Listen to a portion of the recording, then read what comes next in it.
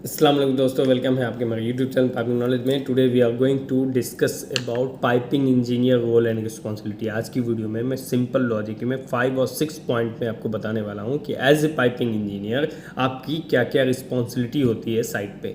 Piping engineer की major responsibility है piping fabrication and erection, second one है material management, third है testing and quality control, fourth है documentation and coordination, fifth है safety and compliance and equipment installation.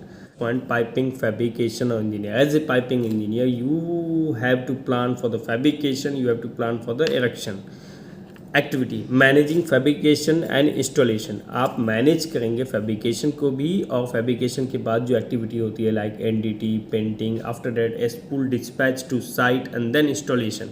You are the responsible for oversee the piping fabrication, erection, installation, testing and punch list clearing. ये आपका basic work हो गया।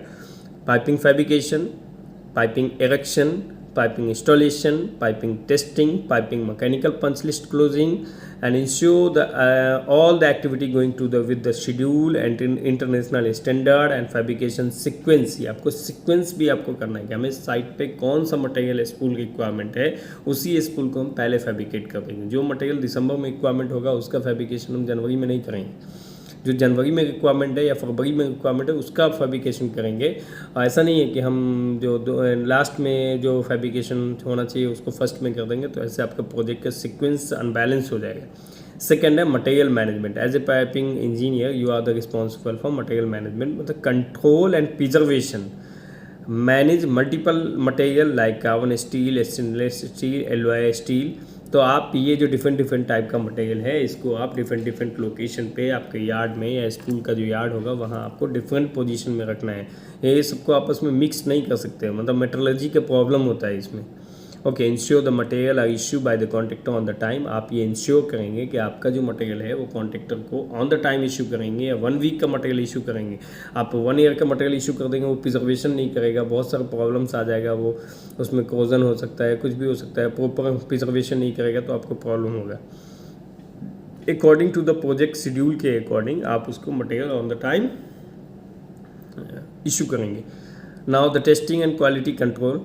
मैं material के लिए regard में है कि आप भी जो फैब्रिकेशन या फिर जो इरेक्शन एक्टिविटी चल रही है तो उसमें जो फील्ड फिटिंग्स है, जो आपका साइट पे फिटिंग अवेलेबल है, उस फिटिंग्स का भी ब्लास्टिंग, पेंटिंग और उसको पेंटिंग करने के बाद वापस साइट पे डिलीवर करना, तो ये इंजीनियर की रिस्पॉन्सिबिलिटी। आप रिक्वायरमेंट डालेंगे कि ये हमें मटेरियल फील्ड फिटिंग्स मटेरियल है, उसका रिक्वायरमेंट वो कॉन्ट्रैक्टर क्लाइंट से इशू करके उसका ब्लास्टिंग, पेंटिंग करना है, फिर वो साइट पे अवेलेबल होगा तो आपका वर्क फ्रंट ईजिली मूव करेगा। Okay, testing and quality control में कंडक्टिंग टेस्ट, मतलब as a engineer you are the conduct the hydro test and pneumatic testing के रिस्पॉन्सिबल होंगे। उसके रिस्पॉन्सिबल मतलब उसका प्रोसीजर बनाना, उसका मेथड स्टेटमेंट बनाना, फिर उसके बाद उसका जो JHA है वो प्रिपेयर करना। तो prepare review the test package, आपको टेस्ट पैक प्रिपेयर करना पड़ेगा, उसका रिव्यू भी आपको करना होगा, इंक्लूडिंग द सिस्टम लिमिट। आपको लिमिट डिसाइड करना होगा टेस्ट पैक का on the PNID and isometric. PNID and isometric में आपको लिमिट डिस्क्राइब करना होगा, फिर लिमिट के अकॉर्डिंग आप उसमें बहुत सारे डॉक्यूमेंट्स। तो एज ए इंजीनियर टेस्टिंग के लिए आपको टेस्ट पैक प्रिपेयर करना होगा। तो टेस्ट पैक मैनेजमेंट सिस्टम होता है TPMS, as system wise and sub system wise उसमें टेस्ट पैक बनता है। वो मैंने पहले ऑलरेडी बहुत सारी वीडियो अपलोड कर रखा है टेस्टिंग मैनेजमेंट के लिए, वहाँ से आप देखिए। नेक्स्ट है मोनीटर द पंच लिस्ट। आपको पंच लिस्ट मोनीटर करना होगा कि हमारा मैकेनिकल क्लियरेंस में जो लाइन वॉक डाउन में गया उसमें जो पंच लिस्ट आया वो the clearing and then monitor punch list clear होता है तो उसको सिस्टम को हैंडओवर और कमीशनिंग टीम को हैंडओवर करने के लिए हम लोग प्रोसेस करेंगे। नेक्स्ट है डॉक्यूमेंटेशन कोऑर्डिनेशन। आपको डॉक्यूमेंटेशन का मतलब टेक्निकल डॉक्यूमेंटेशन में है प्रिपेयर द मटेरियल रिक्वेशन, आपको मटेरियल का रिक्वेस्ट बनाना है, service requisition and the technical Q ही। आपको टेक्निकल क्यू ही बहुत सारे इसमें आएगा। जैसे सपोज कीजिए कि कहीं पे आप एंकर सपोर्ट या लाइन स्टॉपर सपोर्ट लगा रहे हैं, वहाँ पे कुछ प्रॉब्लम है, बीम फॉल हो रहा है, या फिर आपका लाइन रीरूट करना है, आपका लाइन केबल ट्रे से फॉल हो गया, या फिर आपका लाइन किसी स्ट्रक्चर में फॉल हो गया, तो आपको लाइन रीरूट करना, तो वो आपको PNID मतलब ड्राइंग में चेंजेस करना है, रेडलाइन करना है। Review and approve the piping drawing include the PFD, PNID and isometric. अगर आप पाइपिंग इंजीनियर है तो आप ये अप्रूव ड्राइंग को स्टडी करेंगे। अगर आपका कॉन्ट्रैक्टर है उसने आपको ड्राइंग बना के दिया है तो आप उसको अप्रूव करेंगे। Conduct the line work with PNID, आप line work with PNID conduct करेंगे। The piping isometric for mechanical clearance and system handover, mechanical clearance के टाइम में आप QC को फाइनल वॉक डाउन से पहले आप एक बार खुद से वॉक डाउन करेंगे एज ए पाइपिंग इंजीनियर। तो जब QC वॉक डाउन करने आएगा तो आपका लाइन ईजिली क्लियर होगा, क्योंकि जब आप खुद लाइन वर्क करेंगे, कंडक्ट करेंगे, तो उसमें बहुत सारा पंच पॉइंट आपको समझ में आएगा, तो वो आप रेक्टिफिकेशन कर सकते हैं। Conduct the line work using PNID and piping isometric for mechanical clearance and the system handover, both time में आपको करना है। सेफ्टी एंड कंप्लायंस में नेक्स्ट पॉइंट है सेफ्टी मैनेजमेंट पे आप कंप्लीट फोकस करेंगे। सेफ्टी बाईपास से आप कंस्ट्रक्शन इंजीनियर, पाइपिंग इंजीनियर आप नहीं बन सकते। सेफ्टी आपका प्रायोरिटी है, safety is our priority of any company और ऑफ एनी मैनेजमेंट सिस्टम।